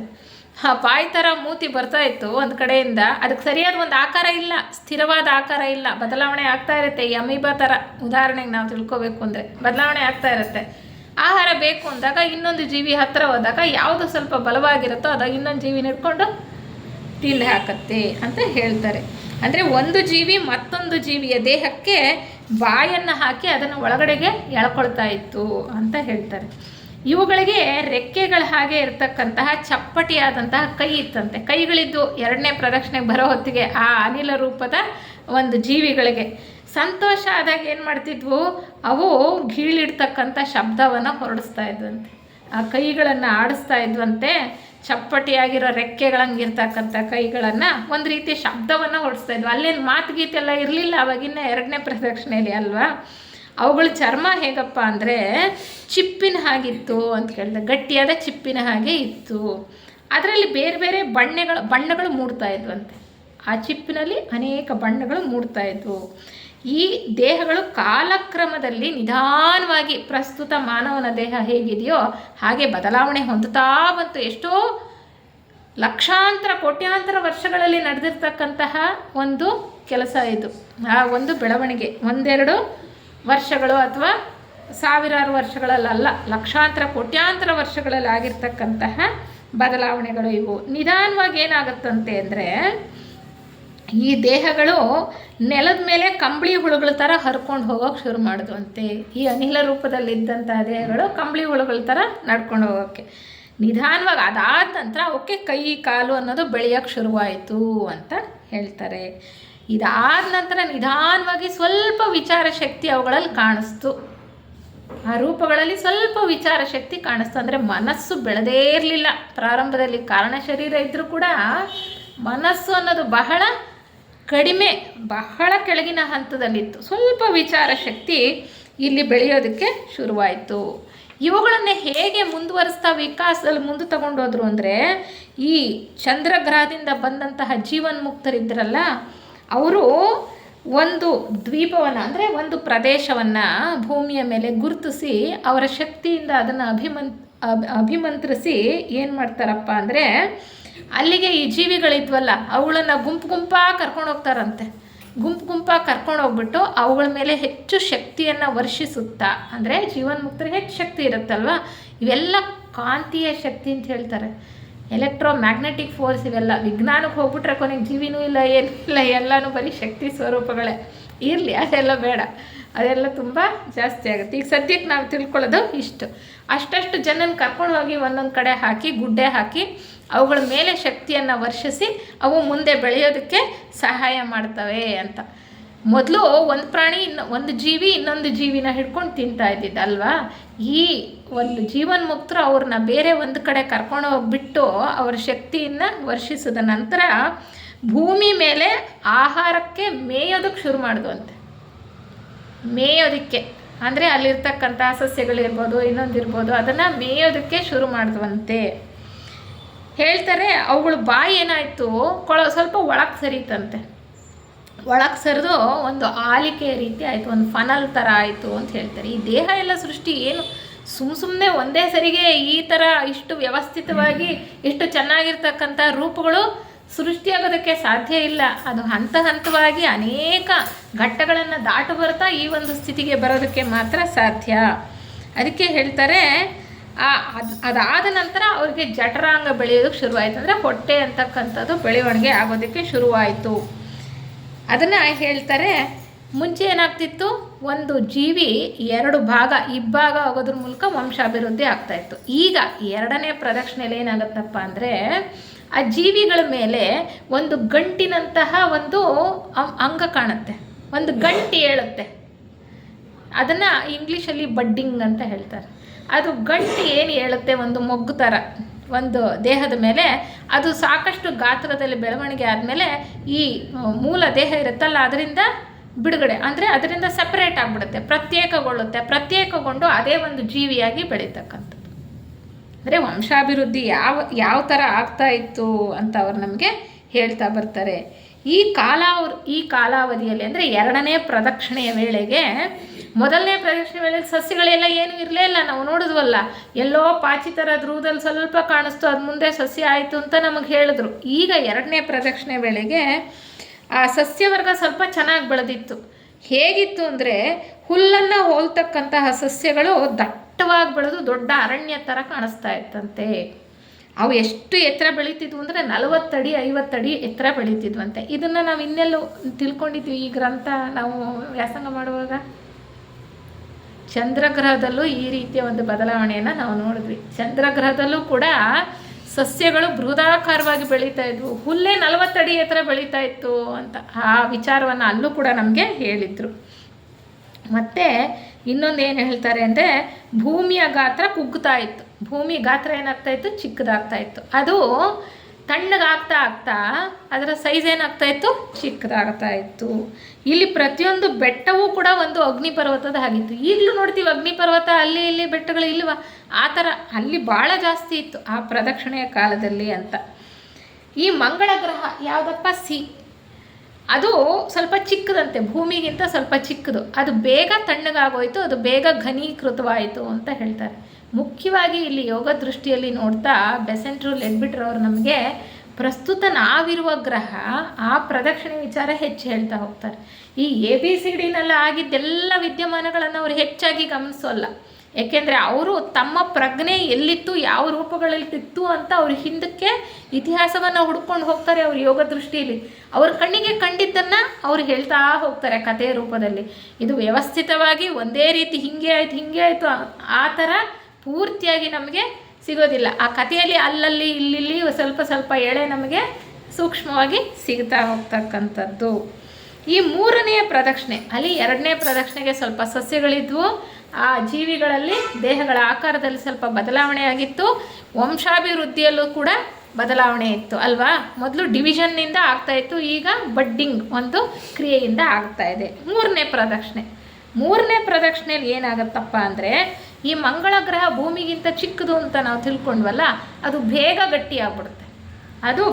ಗಟ್ಟಿಯಾಗ್ಬಿಡ್ತು. ಮುಕ್ಕಾಲು ಭಾಗ ನೀರಿಂದ ತುಂಬ ಹೋಗಿತ್ತು ಯಾವುದು, ಮಂಗಳ ಗ್ರಹ. ಕಾಲು ಭಾಗ ಮಾತ್ರ ಒಂದು ಗಟ್ಟಿಯಾದ ನೆಲ ಆಗಿತ್ತು ಅಂತ ಹೇಳ್ತಾರೆ. ಅಲ್ಲಿ ಮೊದಲು ಪ್ರಾಣಿಗಳು ಹೇಗೆ ಕಂಡುವು ಅಂದರೆ ಅದಕ್ಕೆ ಮರದ ತುಂಡುಗಳಾಗಿದ್ವಂತೆ. ಮರದ ತುಂಡುಗಳ ಥರ ಕಾಣಿಸ್ತಾ ಇದ್ವು ಪ್ರಾಣಿಗಳಲ್ಲಿ. ಮರದ ಕೊರಡು ಹೇಗಿರುತ್ತೆ ಹಾಗೆ, ಅಂದರೆ ಹೆಚ್ಚು ಚಲನೆ ಇಲ್ಲ ಪ್ರಾರಂಭದಲ್ಲಿ. ಆ ರೀತಿಯ ಒಂದು ರೂಪಗಳನ್ನು ನಾವು ನೋಡ್ತೇವೆ ಅಂತ ಅವ್ರ ಯೋಗ ದೃಷ್ಟಿಯಲ್ಲಿ ನೋಡ್ತಾ ಹೇಳ್ತಾರೆ. ಅವು ಕಾಲಕ್ರಮದಲ್ಲಿ ಮಾನವನ ಲಕ್ಷಣಗಳನ್ನು ಹೊಂದಿರತಕ್ಕಂತಹ ಜೀವಿಗಳಾಗಿ ಬೆಳವಣಿಗೆಯನ್ನು ಹೊಂದುತ್ತಾ ಹೋಗ್ತವೆ. ವಿಜ್ಞಾನವೂ ಕೂಡ ಹೇಳುತ್ತೆ ಏಕಕೋಶ ಜೀವಿಯಿಂದ ಬಹುಕೋಶ ಜೀವಿಗಳು ಹೇಗೆ ಅಲ್ವಾ, ಸರೀಸೃಪಗಳು ಅಲ್ಲೂ ಕೂಡ ಹೇಗೆ ವಂಶಾಭಿವೃದ್ಧಿ ಬಗೆಯಾಗಿ ಇರ್ತಕ್ಕಂಥದ್ದು, ಹಾಗೆ ಇಲ್ಲಿ ಕೂಡ ನಮಗೆ ಹೇಳ್ತಾ ಹೋಗ್ತಾರೆ. ಹಾಗೆ ಮಾನವನ ಲಕ್ಷಣಗಳನ್ನು ಹೊಂದಿರತಕ್ಕಂತಹ ಜೀವಿಗಳು ಕಾಣಿಸ್ಕೊಂಡ್ರೆ ಅವ್ರು ಹೆಂಗೆ ಕಾಣಿಸ್ತಿದ್ರು ಪ್ರಾರಂಭದಲ್ಲಿ ಅಂದರೆ ಗೊರಿಲ್ಲಾಗಳ ಥರ. ಅದಕ್ಕೆ ಮಂಗನಿಂದ ಮಾನವ ಅಂತ ನಾವು ಹೇಳೋದಿದ್ದೇ ಇದೆಯಲ್ಲ ವಿಜ್ಞಾನದಲ್ಲಿ ಹೇಳಿರೋ ಹಾಗೆ ಇವರೆಲ್ಲರೂ ಕೂಡ ಈ 3ನೇ ಪ್ರದಕ್ಷಿಣೆಯಲ್ಲಿ ಬರ್ತಾರೆ. ಸ್ವಲ್ಪ ದೇಹದ ಬುಟ್ಟಿಯ ಆಕಾರದಲ್ಲಿದ್ದಂತಹ ಕಾರಣ ಶರೀರವನ್ನು ಹಿಂದಿನ ಒಂದು ಮಾಲೆಯಲ್ಲಿ ಯಾರು ಬೆಳೆಸ್ಕೊಂಡಿದ್ರೋ ಅವ್ರಿಗೆ 3ನೇ ಪ್ರದಕ್ಷಿಣೆಯಲ್ಲಿ ಬರ್ತಾರೆ. ನಾವು ನೋಡಿದ್ವಿ ಮೊದಲನೇ 1 ಮತ್ತು 2ನೇ ಪ್ರದಕ್ಷಿಣೆಯಲ್ಲಿ ಭಾಳ ಹಿಂದುಳಿದಿದ್ದವರಿದ್ದರು. 3ನೇ ಪ್ರದಕ್ಷಿಣೆಯಲ್ಲಿ ಸ್ವಲ್ಪ ಹೆಚ್ಚು ಬೆಳೆದಿದ್ದಂಥವ್ರು, ಹಿಂದೆ ಹೆಚ್ಚು ಬೆಳೆದಿದ್ದಂಥವರು ಈಗ ಲೇಟಾಗಿ ಬರ್ತಾರೆ. ಯಾರು ಕಡಿಮೆ ಬೆಳೆದಿದ್ರೋ ಅವ್ರು ಮೊದಲು ಬರ್ತಾರೆ. ಯಾಕೆಂದರೆ ಅವರಿಗೆ ಅವಕಾಶ ಜಾಸ್ತಿ ಸಿಗುತ್ತೆ, ಟೈಮ್ ಜಾಸ್ತಿ ಸಿಗುತ್ತೆ ವಿಕಾಸಕ್ಕೆ. ಯಾರು ಹೆಚ್ಚು ಬೆಳೆದಿದ್ರೋ ಅವರು ಲೇಟಾಗಿ ಬರ್ತಾರೆ. ಅದು ಕೂಡ ಸೀಕ್ವೆನ್ಸಲ್ಲೇ ಎಷ್ಟೆಷ್ಟು ಬೆಳವಣಿಗೆ ಹೊಂದಿದ್ರೋ ಆ ಬೆಳವಣಿಗೆಗೆ ಅನುಸಾರವಾಗಿ ಅವರು ತಂಡವಾಗಿ ಇಲ್ಲಿ ಬರೋದಕ್ಕೆ ಪ್ರಾರಂಭ ಆಗುತ್ತೆ. ಈ ಪುರಾಣಗಳ ಕಥೆಗಳಲ್ಲೆಲ್ಲ ಹೇಳ್ತಾರೆ, ಅವೆಲ್ಲ ಸಾಂಕೇತಿಕನೇ. ನೋಡಿ ಅವ್ರು ಇಲ್ಲಿ ಒಂದು ಉಲ್ಲೇಖ ಮಾಡ್ತಾರೆ. ಏನಪ್ಪ ಅಂದರೆ ಪುರಾಣಗಳಲ್ಲಿ ಮತ್ತು ಹೀಬ್ರೂ ಗ್ರಂಥಗಳಲ್ಲಿ ಏನು ಹೇಳ್ತಾರೆ ಅಂದರೆ ಈ ಒಬ್ಬ ಮನು ಅಂದರೆ ನಮಗೂ ಗೊತ್ತಲ್ವ, ಆ ಒಬ್ಬ ಮಹರ್ಷಿ ಹೊಸ ಪ್ರಪಂಚದ ಬೀಜಗಳನ್ನು ತಗೊಂಡು ಹಡಗಿನಲ್ಲಿ ಸಮುದ್ರವನ್ನು ದಾಟದ ಅಂತ ಹೇಳ್ತಾರಂತೆ. ಹೊಸ ಬೀಜಗಳು ಅಂದರೆ ಯಾವ, ಇವೇ ಆತ್ಮಗಳು ಅಲ್ವಾ, ಜೀವಿಗಳು ಯಾವ ಬೆಳವಣಿಗೆಯಲ್ಲಿದ್ದೋ ಮುಂದಿನ ವಿಕಾಸಕ್ಕೋಸ್ಕರ ಹಡಗಲ್ಲಿ ತುಂಬಿಸ್ಕೊಂಬಂದ್ರು, ಇಲ್ಲಿ ಬಿತ್ತಿದ್ರು, ಇಲ್ಲಿ ಬಿತ್ತಿ ಇಲ್ಲಿ ಮತ್ತೆ ವಿಕಾಸ ಆಗೋದಕ್ಕೆ ಅವ್ರಿಗೆ ಅವಕಾಶ ಮಾಡಿಕೊಟ್ರು ಅಂತ ಸಾಂಕೇತಿಕವಾಗಿ ಪುರಾಣಗಳಲ್ಲಿ ಕಥೆಗಳ ರೂಪದಲ್ಲಿ ಹೇಳ್ತಕ್ಕಂಥದ್ದು. ಹೀಗೆ ಮಂಗಳ ಗ್ರಹದಲ್ಲಿ ಏನೇನು ವಿದ್ಯಮಾನಗಳು ನಡೀತು ಅಂತ ಮೊದಲು ಹೇಳ್ತಾರೆ ಅವರು. ಮಂಗಳ ಗ್ರಹ ಬೇಗ ಅಲ್ಲಿ ಜೀವಿಗಳು ಕಾಣಿಸ್ಕೊಂಡ್ರಲ್ವ, ಯಾಕೆಂದರೆ ಅದು ಬೇಗ ಗಟ್ಟಿಯಾಯಿತು, ಅದು ಬೇಗ ತಣ್ಣಗಾಯಿತು. ಏಕೆಂದರೆ ಅದು ಆಕಾರದಲ್ಲಿ ಚಿಕ್ಕದಾಗಿತ್ತು. ಅದು ಆದ್ದರಿಂದ ಅಲ್ಲಿ ಮೊದಲು ಬರ್ತಾರೆ. ಅದು ಹೇಳ್ತಾರೆ ಇವರೆಲ್ಲರೂ ಕೂಡ 3ನೇ ಮಹಾವಂಶದ ಕುಟುಂಬಗಳಲ್ಲಿ ಅಂದರೆ ಒಂದೊಂದು ಪ್ರದಕ್ಷಿಣೆಯಲ್ಲೂ ಕೂಡ ಒಂದೊಂದು ಗ್ರಹದಲ್ಲಿ ಎಷ್ಟು ಮಹಾವಂಶಗಳು? 7 ಮಹಾವಂಶ. ಮಂಗಳ ಗ್ರಹದ 3ನೆಯ ಮಹಾವಂಶದಲ್ಲಿ ಇನ್ನೂ ಸ್ವಲ್ಪ ಹೆಚ್ಚು ಬೆಳೆದಿದ್ದಂತಹ ಜೀವಿಗಳು ಬಂದರು. ನಾವು 3ನೆಯ ಪ್ರದಕ್ಷಿಣೆಯ ವಿಚಾರವನ್ನು ತಿಳ್ಕೊತಾ ಇದ್ದೀವಿ. 3ನೆಯ ಪ್ರದಕ್ಷಿಣೆಯಲ್ಲಿ 3ನೆಯ ಮಹಾವಂಶದಲ್ಲಿ ಹೆಚ್ಚು ಬೆಳೆದಿದ್ದಂತಹ ಜೀವಿಗಳು ಬಂದರು, ಮಂಗಳ ಗ್ರಹಕ್ಕೆ ಮೊದಲು ಬಂದರು ಅಂತ ಹೇಳ್ತಾರೆ. ಹಾಗೆ ನಂತರ ಮತ್ತೆರಡು ತಂಡಗಳು ಚಂದ್ರಗ್ರಹ ಮಾಲೆಯ ಇ ಮತ್ತು ಎಫ್ ಗೋಳದಿಂದ ಬಂದವು. ಮೊದಲು ಎಲ್ಲಿಂದ ಬಂದವು? ಜಿ ಗೋಳದಿಂದ ಬಂದವು. ಏಕೆಂದರೆ ಅವ್ರು ಭಾಳ ಹಿಂದುಳಿದಿದ್ದವರು. ಅವ್ರಿಗಿಂತ ಸ್ವಲ್ಪ ಮುಂದುವರೆದಿದ್ದವರು ಎಫ್ ಗೋಳದಲ್ಲಿದ್ದವರು. ಅವ್ರಿಗಿಂತ ಬೇಗ ಮುಂದುವರೆದಿದ್ದರು. ಅವ್ರಿಗಿಂತ ಮುಂಚೆ ಮುಂದುವರೆದಿದ್ದವರು ಈಗ ಈ ಗೋಳದಲ್ಲಿದ್ದವರು. ಅದಕ್ಕಿಂತ ಹೆಚ್ಚು ಮುಂದುವರೆದಿದ್ದವರು ಡಿ ಗೋಳದಲ್ಲಿದ್ದವರು. ಅದಕ್ಕೆ ಹೇಳ್ತಾರೆ, ಮೊದಲನೆಯ ಒಂದು ಮಹಾವಂಶದಲ್ಲಿ ಜಿ ಗೋಳದಿಂದ ಬಂದರೆ 2ನೆಯ ಮಹಾವಂಶ 2ನೆಯ ಸುತ್ತಿನಲ್ಲಿ ಈ ಎಫ್ ಗೋಳದಿಂದ ಬರ್ತಾರೆ. 3ನೆಯ ಮಹಾವಂಶ 3ನೆಯ ಸುತ್ತಲ್ಲಿ ಈ ಗೋಳದಿಂದ ಬರ್ತಾರೆ. ಅದೇ ರೀತಿ 4ನೆಯ ಪ್ರದಕ್ಷಿಣೆಯಲ್ಲಿ, ಈಗ ನಾವಿದ್ದೀವಲ್ಲ 4ನೆಯ ಪ್ರದಕ್ಷಿಣೆಯಲ್ಲಿ, ಅಲ್ಲಿ ಡಿ ಗೋಳದಿಂದ ಬರ್ತಾರೆ. ಅಂದರೆ ಚಂದ್ರಗ್ರಹದಲ್ಲಿ ನಾವಿದ್ವೇನೋ ಹಿಂದೆ, ಅಲ್ಲಿದ್ದವರು ಎಷ್ಟು ಮಟ್ಟಿಗೆ ಬೆಳವಣಿಗೆ ಹೊಂದಿದ್ವು. ಈಗ ಪ್ರಸ್ತುತ ಇರತಕ್ಕಂಥದ್ದು ಭೂಮಿಯ ಮೇಲೆ 4ನೆಯ ಪ್ರದಕ್ಷಿಣೆಯಲ್ಲಿ ನಮ್ಮ ಭೂಮಿ ಮೇಲೆ ಎಷ್ಟನೇ ಮಹಾವಂಶ ನಡೀತಾ ಇರೋದು? 5ನೇ ಮಹಾವಂಶ. 5ನೇ ಮಹಾವಂಶದ ಎಷ್ಟನೇ ಉಪವಂಶ? 5ನೆಯ ಉಪವಂಶ. 5ನೇ ಮಹಾವಂಶದ 5ನೇ ಉಪವಂಶ ನಡೀತಾ ಇದೆ. ಇನ್ನು 2 ಮಹಾವಂಶಗಳಿದೆ, 6 ಮತ್ತು 7. ಆ ಮಹಾವಂಶ ಆದರೆ ಈ ಭೂಮಿ ಪ್ರಸ್ತುತ ಡಿ ಗ್ರಹ ಇದೆಯಲ್ಲ, ಅಲ್ಲಿ ನಡೀತಾ ಇರ್ತಕ್ಕಂತಹ ಚಟುವಟಿಕೆಗಳು ಸ್ಥಗಿತಗೊಳ್ಳುತ್ತವೆ. ಇಲ್ಲಿ ಚೆನ್ನಾಗಿ ಮುಂದುವರೆದು ವಿಕಾಸ ಆಗಬೇಕು ಅಂತಕ್ಕಂಥವ್ರು ಈ ಗ್ರಹಕ್ಕೆ ಹೋಗ್ತಾರೆ. ಇಲ್ಲ ಅನೇಕರು ಇಲ್ಲಿ ಜೀವನ್ಮುಕ್ತಿಯನ್ನು ಪಡ್ಕೊಳ್ಬೋದು. ಹೆಚ್ಚು ಸಾಧನೆ ಮಾಡೋದ್ರಿಂದ ಈ 7 ಮಹಾವಂಶಗಳು ಕಳೆಯೋದ್ರೊಳಗಡೆ ಮನುಷ್ಯಾತೀತನಾಗ್ತಕ್ಕಂತಹ ಅವಕಾಶಗಳು ಬಹಳಷ್ಟು ಇದೆ. ಹಾಗೆ ಆಗದಲ್ಲೇ ಇರ್ತಕ್ಕಂಥವ್ರು, ಉಳ್ಕೊಳ್ತಕ್ಕಂಥವ್ರು ಮತ್ತೆ ಮುಂದೆ ಇನ್ನೊಂದು ಗ್ರಹಕ್ಕೆ ಹೋಗಬೇಕಾಗತ್ತೆ. ಆ ರೀತಿಯೇ ಇಲ್ಲಿ ಸಂಸರಣೆ ಅನ್ನೋದು ನಡೀತಾ ಇರ್ತಕ್ಕಂಥದ್ದು. ಹೀಗೆ ಹೇಳ್ತಾರೆ, ಒಂದೊಂದು ಮಹಾವಂಶ, ಮೊದಲನೆಯ ಮಹಾವಂಶದಲ್ಲಿ ಜಿ ಗೋಳದಿಂದ ಬಂದರು, 2ನೇ ಮಹಾವಂಶಕ್ಕೆ ಎಫ್ ಗೋಳದಿಂದ ಬಂದರು, 3ನೇ ಮಹಾವಂಶಕ್ಕೆ ಇ ಗೋಳದಿಂದ ಬಂದರು, 4ನೇ ಮಹಾವಂಶಕ್ಕೆ ಡಿ ಗೋಳದಿಂದ ಬಂದರು ಅನ್ನುವಂತಹ ವಿಚಾರಗಳನ್ನು ನಮಗೆ ಹೇಳ್ತಾ ಹೋಗ್ತಾರೆ. ಈ ಜೀವಿಗಳು ಎಲ್ಲಿ ವಾಸ ಮಾಡ್ತಾಯಿದ್ವು? 3ನೇ ಪ್ರದಕ್ಷಿಣೆಯಲ್ಲಿ. ಅಂದರೆ ಅವರು ಕೂಡ ಗವಿಗಳಲ್ಲಿ ವಾಸ ಮಾಡ್ತಾಯಿದ್ರು ಪ್ರಾರಂಭದಲ್ಲಿ. ನಂತರ ಸ್ವಲ್ಪ ಮನೆಗಳನ್ನು ಕಟ್ಕೊಂಡ್ರು. ಮತ್ತು ಅಲ್ಲಿ ಸಂತಾನೋತ್ಪತ್ತಿ ಹೇಗಾಗ್ತಾ ಇತ್ತು ಅಂದರೆ, ಪ್ರಾರಂಭದಲ್ಲಿ ಜೀವಿಗಳು ದ್ವಿಲಿಂಗಿಗಳಾಗಿದ್ರಂತೆ. ದ್ವಿಲಿಂಗಿಗಳು, ಅವರಿಗೆ ಇನ್ನೊಂದು ಜೀವಿಯ ಅವಶ್ಯಕತೆ ಇಲ್ಲ ಸಂತಾನೋತ್ಪತ್ತಿಗೆ. ಅಲ್ಲಿಂದ ಮುಂದುವರಿತಾ ವಿಕಾಸ ಆಗ್ತಾ ಜೀವಿಗಳು ಏಕಲಿಂಗಿಗಳಾಗ್ತಾರೆ. ಒಂದು ಲಿಂಗ ಹೆಚ್ಚಾಗಿ ಬೆಳೆದು ಏಕಲಿಂಗಿಗಳಾಗ್ತಾರೆ. ಏಕಲಿಂಗಿಗಳಾದ ನಂತರನೇ 2 ಜೀವರುಗಳ ಸಮ್ಮಿಳನ ಬೇಕಾಗಿರ್ತಕ್ಕಂಥದ್ದು ವಂಶಾಭಿವೃದ್ಧಿಗೆ. ಅದಕ್ಕೆ ಮುಂಚೆ ದ್ವಿಲಿಂಗಿಗಳಾಗಿದ್ದಾಗ ಬೇರೆ ರೀತಿಯೇ ವಂಶಾಭಿವೃದ್ಧಿ ಆಗ್ತಾ ಇತ್ತು ಅನ್ನುವಂಥದ್ದು. ಈ ಸಸ್ತನಿ ಪ್ರಾಣಿಗಳು ಹೇಗೆ ಮೊಟ್ಟೆಯನ್ನು ಇಡ್ತವಲ್ಲ, ಹಾಗೆ ಮೊಟ್ಟೆಯನ್ನು ಇಡೋದಕ್ಕೆ ಪ್ರಾರಂಭ ಆಗಿದ್ದು, ನಂತರ ಚಿಕ್ಕ ಅದೇ ರೂಪದ ಜೀವಿಗಳು ಹುಟ್ಟೋದಕ್ಕೆ ಒಂದು ಅವಕಾಶ ಆಗ್ತಾ ಹೋಯಿತು ಅಂತ ಹೇಳ್ತಾರೆ. ತುಂಬ ವಿಚಾರ ಇದೆ, ಮುಖ್ಯವಾಗಿರೋದು ಮಾತ್ರ ಬೇಗ ಅರ್ಥ ಆಗುವಂಥದ್ದು ಮಾತ್ರ ಹೇಳ್ತಾ ಹೋಗ್ತೇನೆ. ಆದರೆ ಏನು ಸಂತಾನೋತ್ಪತ್ತಿಗೆ ಏಕಲಿಂಗಿಗಳ ಜೀವಿಗಳಿದ್ರಲ್ಲ, ಇದ್ದರೂ ಕೂಡ ಇನ್ನೂ ಕೆಳವರ್ಗದ ಮಾನವರು ಇದ್ರಂತೆ. ಮುಂದುವರೆದಿದ್ದ ಮನುಷ್ಯರಿದ್ರಲ್ಲ, ಆ ಕಾಲದಲ್ಲಿ ಬಹಳ ಕಡಿಮೆ ಹಂತದಲ್ಲಿದ್ದವರು ಕೂಡ ಇದ್ದರು ಅಂತ ಹೇಳ್ತಾರೆ. ಅವರು ಹೆಂಗಿದ್ರು ಅಂದರೆ ಹೈಡ್ರಾಗಳ ಥರ ಇದ್ರಂತೆ.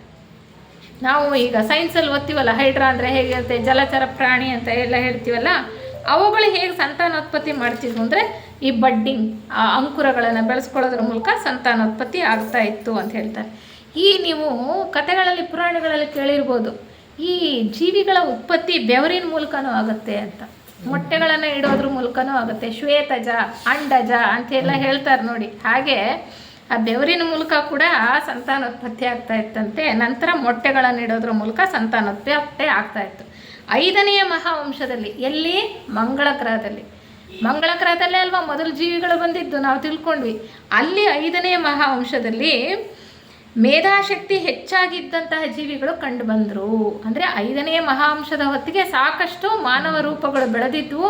ಅವರ ವಿಚಾರ ಶಕ್ತಿ, ಮೇಧಾಶಕ್ತಿಯು ಕೂಡ ಸ್ವಲ್ಪ ಮಟ್ಟಿಗೆ ಬೆಳೆದಿತ್ತು. ಅಂದರೆ ಸಾಮಾಜಿಕ ವ್ಯವಸ್ಥೆಯಲ್ಲಿ ಭಾಳಷ್ಟು ಬದಲಾವಣೆಗಳಾದವು. ಸಂಘಜೀವಿಗಳಾಗಿ ಬದುಕೋದಕ್ಕೆ ಪ್ರಾರಂಭ ಮಾಡಿದ್ರು ಅಂತ.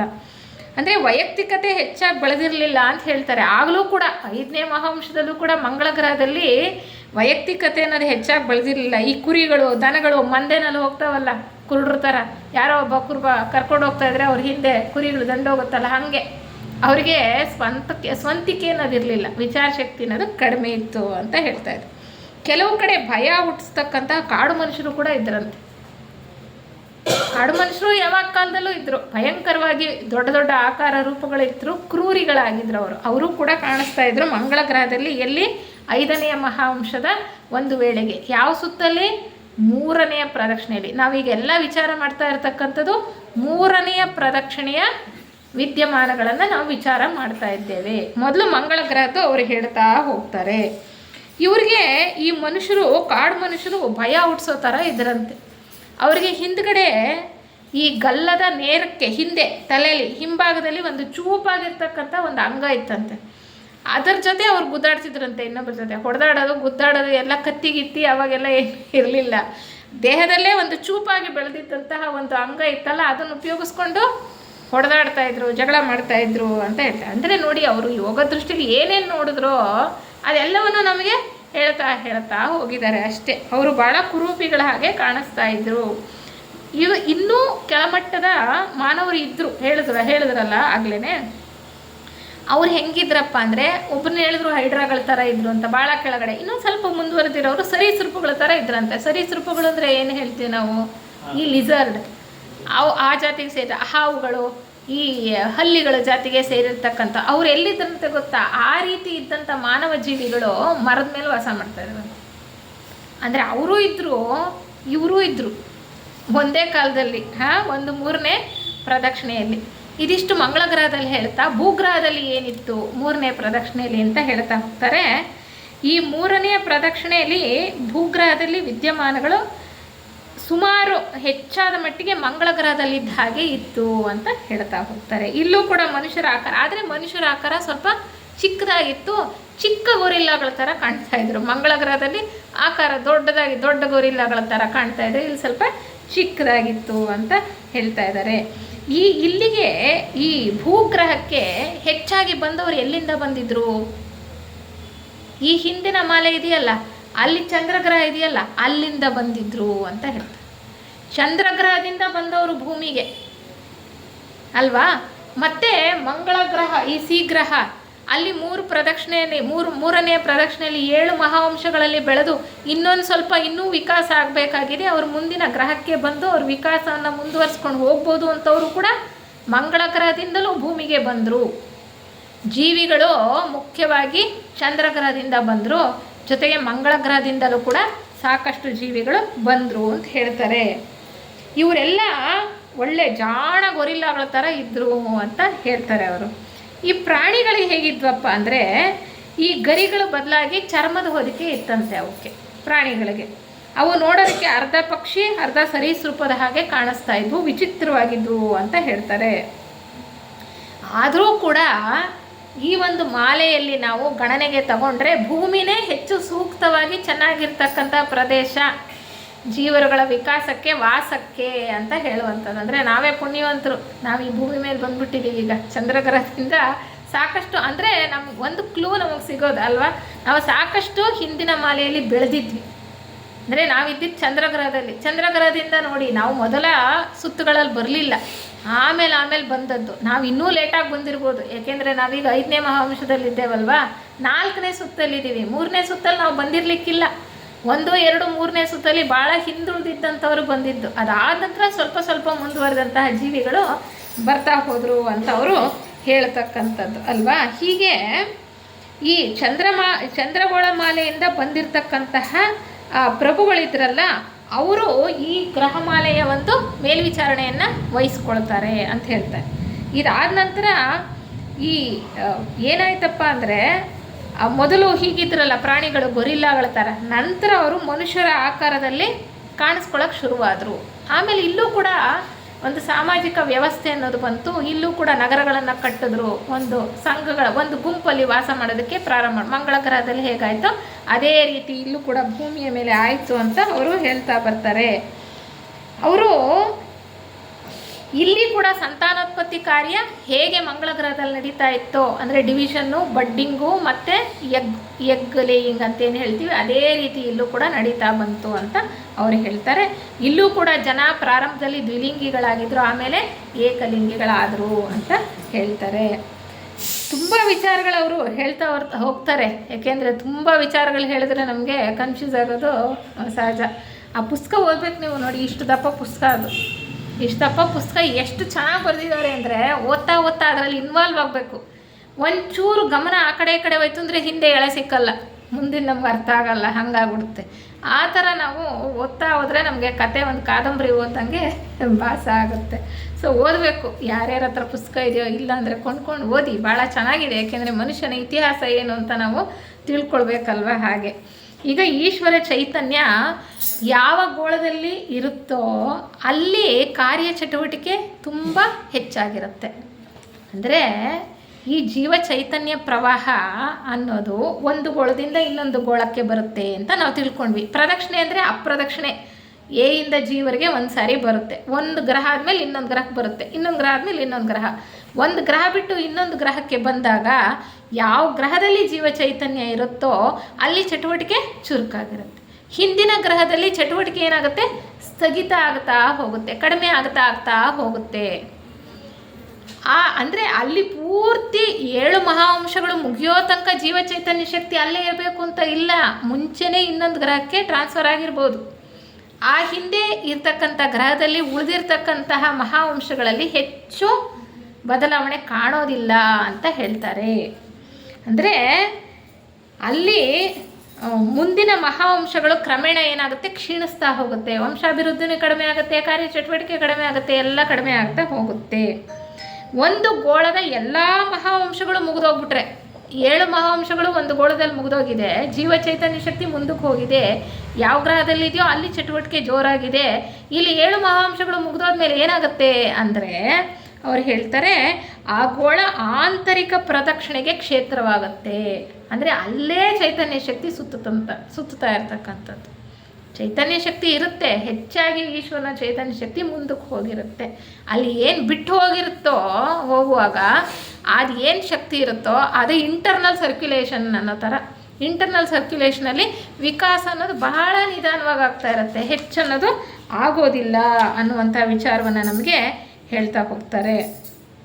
ಮತ್ತು ಈ ಸಂಸರಣೆ ಅಂತಕ್ಕಂಥದ್ದು ಒಂದು ಮಟ್ಟದಿಂದ ಇನ್ನೊಂದು ಮಟ್ಟಕ್ಕೆ ಹೋಗುತ್ತಲ್ಲ. ಈಗ ನಾವು ನೋಡಿದ್ರೆ ಎಷ್ಟೋ ರೀತಿಯ ಪ್ರಾಣಿಗಳಿವೆ, ಸಸ್ತನಿಗಳಿವೆ, ಎಲ್ಲ ಒಂದು ಮಟ್ಟದಿಂದ ಇನ್ನೊಂದು ಮಟ್ಟಕ್ಕೆ ಹೋದಾಗ ಅಲ್ಲಿ ಇನ್ನೂ ಸ್ವಲ್ಪ ಏನು ಉತ್ತಮವಾಗಿರ್ತಕ್ಕಂತಹ ಆಕಾರಗಳನ್ನು, ರೂಪಗಳನ್ನು, ಒಂದು ಹಂತವನ್ನು ನಾವು ಗುರುತಿಸ್ಬೋದಾಗಿದೆ. ಆದರೆ ಹಿಂದೆ ಆಗೋಗಿದ್ದಂತಹ ಪಳೆಯುಳಿಕೆಗಳ ಹಾಗೆ, ಅಂದರೆ ಅವು ಕೂಡ ಇನ್ನೂ ಕಾಣಿಸ್ತವೆ ಅನ್ನುವಂಥ ವಿಚಾರವನ್ನು ಅವ್ರು ಹೇಳ್ತಾ ಬರ್ತಾರೆ. ಹೇಗೆ ಅಂದರೆ ಈಗ ನೋಡಿ, ನಾವು 4ನೇ ಪ್ರದಕ್ಷಿಣೆಯಲ್ಲಿದ್ದೇವೆ ಅಲ್ವಾ, ಮನುಷ್ಯ ವರ್ಗದಲ್ಲಿದ್ದೇವೆ, ಸಸ್ತನಿಗಳು. ನಾವು ನಮ್ಮಂತಹ ಜೀವಿಗಳಿಗೆ ಏನು ಒಂದು ಹುಟ್ಟನ್ನು ಕೊಡ್ತಕ್ಕಂಥದ್ದು ಅಲ್ವಾ. ಅವುಗಳ ಬೆಳವಣಿಗೆ ಹೇಗಾಗುತ್ತೆ ಗರ್ಭದಲ್ಲಿ ಗಮನಿಸಿದ್ದೆ ಆದರೆ ಈ ಫೀಟಸ್ ಅಂತ ಏನು ಹೇಳ್ತೀವಿ ಅದು ನೋಡೋಕ್ಕೆ ಮೊದಲು ಮೀನಿನ ಆಕಾರದಲ್ಲಿದೆ. ನಾವು ಗಮನಿಸಿದ್ರೆ ಇನ್ನೂ ಅದು ಆಕಾರ ಬಂದಿರಲ್ಲ, ಪ್ರಾರಂಭದಲ್ಲಿ ಕೆಲವು ವಾರಗಳ ತನಕ, ಕೆಲವು ತಿಂಗಳ ತನಕ ಬಂದಿರಲ್ಲ, ಮೀನಿನ ಆಕಾರದಲ್ಲಿರುತ್ತೆ. ನಂತರ ಈ ಹಾವಿನ ಥರ ಕಾಣಿಸ್ತಾ ಇರುತ್ತೆ, ರೂಪ ಹಾಗೆ ಕಾಣಿಸ್ತಕ್ಕಂಥದ್ದು. ನಂತರ ಒಂದು ಕೆಳಮಟ್ಟದ ಸಸ್ತನಿ ಪ್ರಾಣಿಯ ಹಾಗೆ ಕಾಣಿಸುತ್ತೆ. ಕೊನೆಯಲ್ಲಿ 9 ತಿಂಗಳಾದ ನಂತರ ಯಾವಾಗ ಈ ಒಂದು ಹುಟ್ಟೋ ಸಮಯ ಬರುತ್ತೋ ಆಗ ಚೆನ್ನಾಗಿ ಬೆಳವಣಿಗೆ ಹೊಂದಿ ಚಿಕ್ಕ ಶಿಶುವಿನ ಮನುಷ್ಯನ ಆಕಾರ ಒಂದು ತಾಳಿರುತ್ತೆ ಅಂತ. ಅಂದರೆ ಹಿಂದೆ ಆಗೋಗಿರೋದು ಇಲ್ಲಿ ನಮಗೆ ಒಂದು ತಾಯಿಯ ಗರ್ಭದಲ್ಲಿ ಒಂದು ಜೀವಿ ಜನಿಸುವ ಆ 9 ತಿಂಗಳಲ್ಲಿ ಕಾಣಿಸ್ತಾ ಹೋಗುತ್ತೆ, ನಾವು ಅಬ್ಸರ್ವ್ ಮಾಡ್ತಾ ಹೋದರೆ ಅನ್ನುವಂಥ ವಿಚಾರವನ್ನು ಹೇಳ್ತಾರೆ. ಅದೇ ರೀತಿ ಅವರು ಹೇಳ್ತಾರೆ, ಒಂದೊಂದು ಪ್ರದಕ್ಷಿಣೆಯಲ್ಲೂ ಕೂಡ ಹೊಸ ಪ್ರಗತಿ ಕಾಣಿಸೋದಕ್ಕೆ ಮುಂಚೆ ಒಂದಷ್ಟು ಕಾಲ, ಅಂದರೆ ಪ್ರಾರಂಭದಲ್ಲಿ ಹಿಂದಿನ ಘಟ್ಟಗಳ ಪುನರಾವರ್ತನೆ ಆಗುತ್ತೆ, ಹಿಂದಿನ ಪ್ರದಕ್ಷಿಣೆಗಳ ಪುನರಾವರ್ತನೆ ಆಗುತ್ತೆ. ಈಗ ಮೊದಲನೆಯ ಪ್ರದಕ್ಷಿಣೆಯ ವಿಕಾಸ ಈಗ ನಾವು 3ನೇ ಪ್ರದಕ್ಷಿಣೆವರೆಗೂ ನೋಡಿದ್ವಿ, ಆಯ್ತಪ್ಪ ಇಲ್ಲಿಗೆ. ಈಗ 4ನೇ ಪ್ರದಕ್ಷಿಣೆ ಪ್ರಾರಂಭ ಆಗುತ್ತೆ. ಮುಂದಿನ ತರಗತಿಯಲ್ಲಿ 4ನೇ ಪ್ರದಕ್ಷಿಣೆ ಬಗ್ಗೆ ತಿಳ್ಕೊಳ್ಳೋಣ. ಅಂದರೆ ಈ 3 ಪ್ರದಕ್ಷಿಣೆಗಳಲ್ಲಿ ಆಗಿರ್ತಕ್ಕಂತಹ ಬೆಳವಣಿಗೆ ವಿದ್ಯಮಾನಗಳು ಸೂಕ್ಷ್ಮಾತಿ ಸೂಕ್ಷ್ಮವಾಗಿ ಅಥವಾ ಸಂಕ್ಷಿಪ್ತವಾಗಿ 4ನೆಯ ಪ್ರದಕ್ಷಿಣೆಯಲ್ಲೂ ಕಾಣಿಸುತ್ತೆ. ಹೆಂಗೆ ಕಾಣುತ್ತೆ ಅನ್ನೋದಕ್ಕೆ ಅವರು ಒಂದು ಹೇಳ್ತಾರೆ. ಈ 4ನೆಯ ಪ್ರದಕ್ಷಿಣೆಯ ಮೊದಲನೇ ಮಹಾವಂಶ ಇದೆಯಲ್ಲ, ಅದು ಮೊದಲನೆಯ ಪ್ರದಕ್ಷಿಣೆಯ ಪಡಿಯಚ್ಚು ಅಂತ ಹೇಳ್ತಾರೆ. ಮೊದಲನೆಯ ಪ್ರದಕ್ಷಿಣೆಯ ಪಡಿಯಚ್ಚು 4ನೆಯ ಪ್ರದಕ್ಷಿಣೆ ಮೊದಲನೇ ಮಹಾವಂಶದಲ್ಲಿ ಕಾಣುತ್ತೆ. ಅದೇ ರೀತಿ 2ನೇ ಪ್ರದಕ್ಷಿಣೆಯ ಪಡಿಯಚ್ಚು ಅಥವಾ ಆ ವಿದ್ಯಮಾನಗಳು 2ನೆಯ ಮಹಾವಂಶದಲ್ಲಿ ಕಾಣುತ್ತೆ. ಹಾಗೆ 3ನೆಯ ಪ್ರದಕ್ಷಿಣೆಯ ವಿದ್ಯಮಾನಗಳು ನಮಗೆ 3ನೆಯ ಮಹಾವಂಶದಲ್ಲಿ ಕಾಣಿಸುತ್ತೆ. 4ನೆಯ ಪ್ರದಕ್ಷಿಣೆಯ ವಿದ್ಯಮಾನಗಳು ನಮಗೆ 4ನೆಯ ಮಹಾವಂಶದಲ್ಲಿ ಕಾಣಿಸುತ್ತೆ ಅನ್ನುವಂಥ ವಿಚಾರವನ್ನು ನಾವು ತಿಳ್ಕೊಳ್ಬೋದು. ಇದನ್ನು ಸಂಕ್ಷಿಪ್ತವಾಗಿ ಹೇಳ್ತಕ್ಕಂಥ ಒಂದು ಪ್ರಯತ್ನ ಮಾಡಿದ್ದೇನೆ.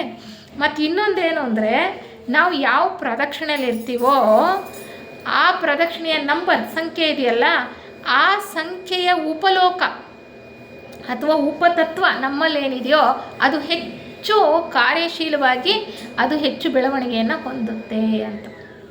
ಅಂದರೆ 3ನೆಯ ಪ್ರದಕ್ಷಿಣೆಯಲ್ಲಿದ್ದಾಗ ಈ ಪ್ರಭುಗಳು ಅಂತ ಹೇಳಿದ್ವಲ್ಲ ನಾವು, ಸೂರ್ಯ ಏನು ಶುಕ್ರ ಗ್ರಹದಿಂದ ಬಂದಂತಹ ಪ್ರಭುಗಳು, ಚಂದ್ರಗ್ರಹದಿಂದ ಬಂದ ಪ್ರಭುಗಳು ಅಂದರೆ ಅಲ್ಲಿ ಜೀವನ್ಮುಕ್ತಿಯನ್ನು ಪಡ್ಕೊಂಡಿದ್ದಂಥವರು ಈ ಸಂಸರಣೆಯ ಕಾರ್ಯದಲ್ಲಿ ಬೇರೆ ಬೇರೆ ಒಂದು ಜವಾಬ್ದಾರಿಗಳನ್ನು ತಗೊಂಡು ಇಲ್ಲಿ ಬಂದಿರತಕ್ಕಂಥವ್ರು. ಅವರೇನು ಮಾಡ್ತಾರೆ, 4ನೆಯ ಪ್ರದಕ್ಷಿಣೆಯಲ್ಲಿ ಅಂದರೆ ಸಂಖ್ಯೆ ಯಾವುದು 4, ಅಂದರೆ ನಮ್ಮಲ್ಲಿ ಇರ್ತಕ್ಕಂಥ ಅಥವಾ ಈ ಲೋಕಗಳಲ್ಲಿ ಇರ್ತಕ್ಕಂಥ ಸ್ಥೂಲ ಲೋಕದ 4ನೆಯ ತತ್ವ ಇದೆಯಲ್ಲ, ಅದು ಹೆಚ್ಚು ವಿಕಾಸವಾಗುತ್ತೆ. 4ನೆಯ ತತ್ವ ಯಾವುದು?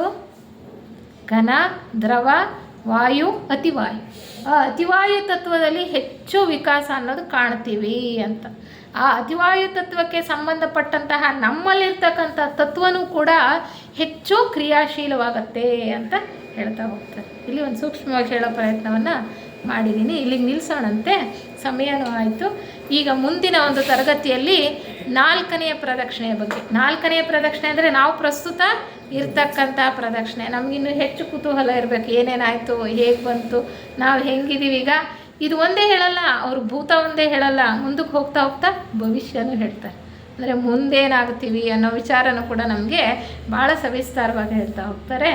ಅದನ್ನು ತಿಳ್ಕೊಳ್ಳೋದಕ್ಕೆ ಯಾಕೆ ನಾವು ತಿಳ್ಕೊಬೇಕು ಇದನ್ನೆಲ್ಲ ಅಂದರೆ, ನಾವು ಯಾವ ಹಂತದಲ್ಲಿದ್ದೀವಿ, ನಮ್ಮ ಗುರಿ ಏನು, ನಾವು ಎಲ್ಲಿ ಹೋಗಿ ಮುಟ್ಟಬೇಕಾಗಿದೆ, ನಾವು ಯಾವ ರೀತಿ ಸಾಧನೆ ಮಾಡಿದ್ರೆ ಮುಂದೆ ಹೋಗೋದಕ್ಕೆ ಸಾಧ್ಯ, ನಾವು ಸಾಧನೆ ಮಾಡದೆ ಅಲ್ಲೇ ಇದ್ದರೆ ಎಂತಹ ಒಂದು ಏನು ತ್ರಿಶಂಕು ಸ್ಥಿತಿಯಲ್ಲಿ ನಾವು ಬದುಕಬೇಕಾಗತ್ತೆ. ಅಲ್ಲಿ ಯಾತನೇನೆ, ಅಲ್ಲೇನು ಸೌಖ್ಯವಾಗಿ ಇದ್ದು ಮುಂದುವರ್ಕೊಂಡು ಹೋಗ್ತಕ್ಕಂತಹ ಸ್ಥಿತಿ ಅಲ್ಲ. ಅವೆಲ್ಲ ನಮ್ಗೆ ಚೆನ್ನಾಗಿ ಮನದಟ್ಟಾದರೆ ನಮ್ಮ ಜೀವನವನ್ನು ನಾವು ಸುಧಾರಿಸ್ಕೊಳ್ತೀವಿ, ಸರಿಯಾದ ರೀತಿಯಲ್ಲಿ ಜೀವನ ಮಾಡ್ತಕ್ಕಂಥ ಪ್ರಯತ್ನ ಮಾಡ್ತೀವಿ, ಆಧ್ಯಾತ್ಮ ಮಾರ್ಗದಲ್ಲಿ ಬೇಗ ಮುಂದುವರಿಯೋದಕ್ಕೆ ಸಹಾಯ ಆಗತ್ತೆ ಅಂತ ಹೇಳ್ತಾ ಎಲ್ರಿಗೂ ಧನ್ಯವಾದ.